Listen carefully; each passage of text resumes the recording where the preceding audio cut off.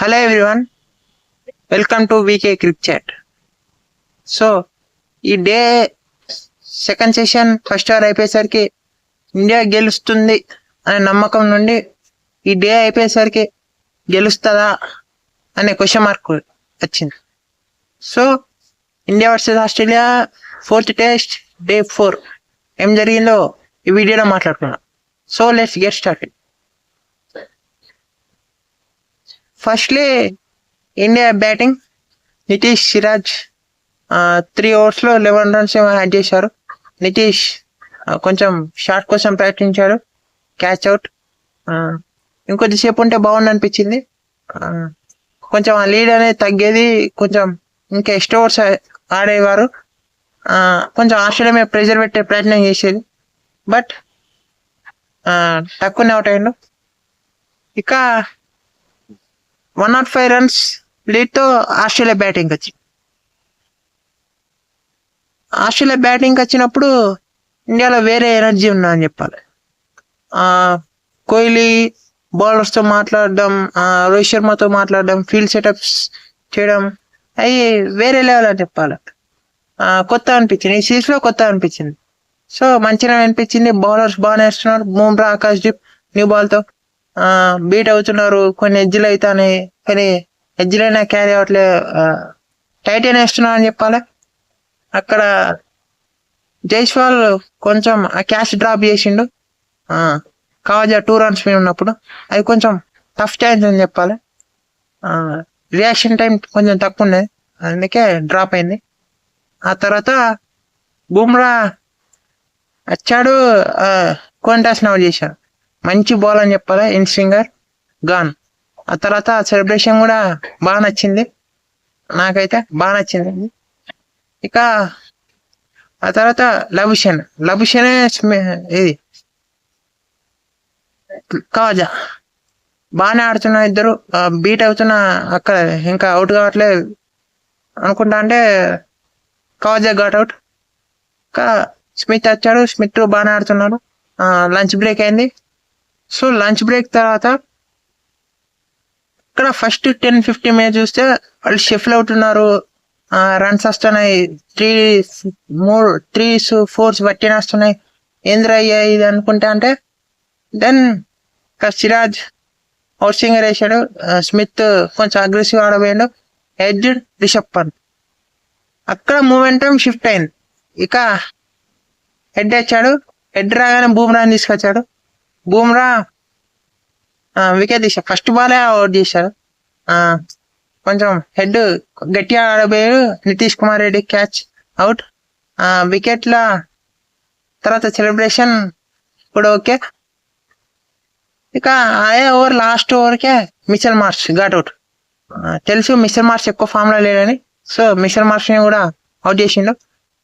ఆ తర్వాత అలెక్స్ క్యారీని కూడా టక్కున అవుట్ చేసిండు బూమ్రా. నాకు తెలిసి అంతకుముందు బాల్, దానికంటే ముందు బాల్ కొంచెం ఇట్లా చేయి తీసుకొని ఇట్లా బెదిరించినట్టు చేసిండు. అది కొంచెం ప్లే ఉంటుంది అలెక్స్ క్యారీ మైండ్లో. సో వికెట్ టు వికెట్, మంచి బాల్, బోల్డ్ అవుట్ అయ్యిండు. ఇక అక్కడ మొదలైంది అసలు ప్యాట్ కమిన్స్ మార్నర్స్లో విషయం.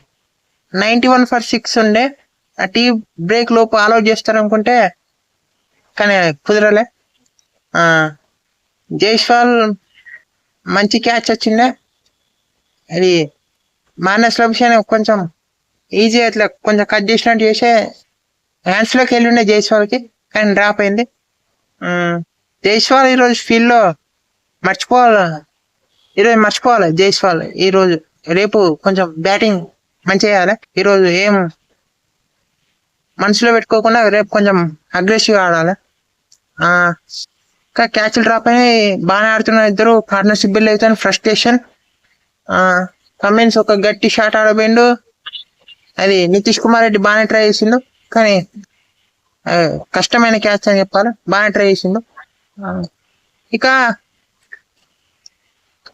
లబుషేనాకి ఒక అంపైర్స్ కూడా కలిసి వచ్చింది. ఆ తర్వాత ఒక ఓవర్లో ఆకాశ్దీప్ని ముందుకొచ్చి ఆడుతుంటే డైరెక్ట్ ఎడ్జ్ తీసుకొని వికెట్ల మీద నుంచి, వికెట్లో కొంచెం అయితే రాకుండా అది కూడా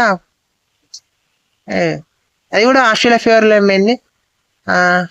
నిజంగా లవ్ విషయం బాగా లక్ ఉందని చెప్పాలి. బుమ్రా కూడా అన్నాను అనుకుంటా, is the most luckiest batsmen I have seen in my life. అవి కూడా నిజమే అనుకుంటా నేను. Anyway he got out. మళ్ళీ అంపైర్స్ కాల్తోనే మానస్ లభిషన్ అవుట్ అయ్యిండు. ఇకనైనా టక్కున ఆలోచిస్తారు అనుకుంటే పోనీ స్టార్క్ టక్కున అవుట్ అయిపోయాడు, రన్అట్. అది మంచి త్రో రిషబ్ పంత్ నుంచి. ఇక తర్వాత ప్యాట్ కమిన్స్ లయన్ వచ్చాడు. కమిన్స్ కూడా జేజే బౌలింగ్ అవుట్ అయ్యాడు. సో ఇక్కడైనా టక్కున ఆలోచిస్తారంటే అక్కడ అసలు ఫ్రస్ట్రేషన్ బిల్డ్ అయింది. నాథన్ లయన్ అండ్ బోలాండ్ అసలు ఏ మాత్రం అగ్రెషన్ లేకుండా బ్యాట్ జస్ట్ బాల్కు అడ్డం పెట్టుకుంటా అసలు ఛాయిసే లేదు. ఇండియన్ బౌలర్స్ చాలా ట్రై చేశారు. బూమ్రా ఆల్మోస్ట్ ఆల్ 24 ఓవర్స్ వేసాడు. అది మామూలు బౌలింగ్ కాదు. 24 ఓవర్స్ వేయడం అంత ఈజీ కాదు. 120 ఓవర్స్ వేసి 28 ఓవర్స్ వేయడం వేరు. 85 ఓవర్స్లో 24 ఓవర్స్ వేయడం లేదు. సో ఇండియా బాగానే ట్రై చేసింది, but don't get it. So 333 runs lead. ఎక్కడైతే వాళ్ళు 274 లీడ్ ఉన్నప్పుడు 9th వికెట్ ఒకటి. వీళ్ళని తక్కువ ఆలోచన చేస్తాం అనుకుంటే కుదరలే. సిరాజ్కి ఒక నేతలైన్ కొంచెం క్యాచ్ ఇచ్చే ప్రయత్నం చేసినా అది దక్కలే, మిస్డ్ ఇట్.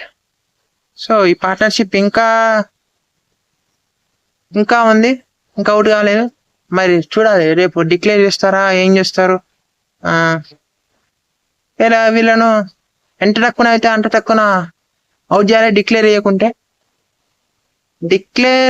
టార్గెట్ చేస్తామా లేదా అని డౌటే. కానీ ఒకవేళ ఇద్దరు ఓపెనర్స్లో కనీసం ఒక్క ఓపెనర్ అన్నా 30 ఓవర్స్ తర్వాత, అంటే 30 ఓవర్స్ తర్వాత వరకు ఉంటే ఏమైనా ఛాయిస్ ఉంటుంది. రోహిత్ శర్మ అని, జైస్వాల్ అని ఒక్క ఓపెనర్ అన్నా ఎంత లాంగ్ ఇన్నింగ్స్ ఆడితే అంత మంచిది. ఒకరు అగ్రెసివ్ ఆడితే ఎనీవే వి డోంట్ నో ఏమైనా మంచిగా టార్గెట్ చేసే అవకాశం ఉండొచ్చు. బట్ చూడాలి మరి రేపు వికెట్ ఎలా ఉండదని వాళ్ళు డిక్లేర్ చేస్తారా చేయరా.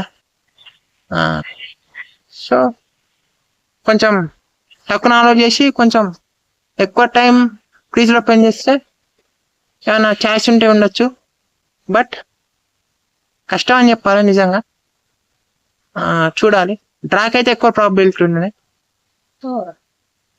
ఏం జరుగుతుంది అని రేపటి వీడియోలో మాట్లాడుకున్నాం. So it's Vignesh signing off. Thank you all for watching.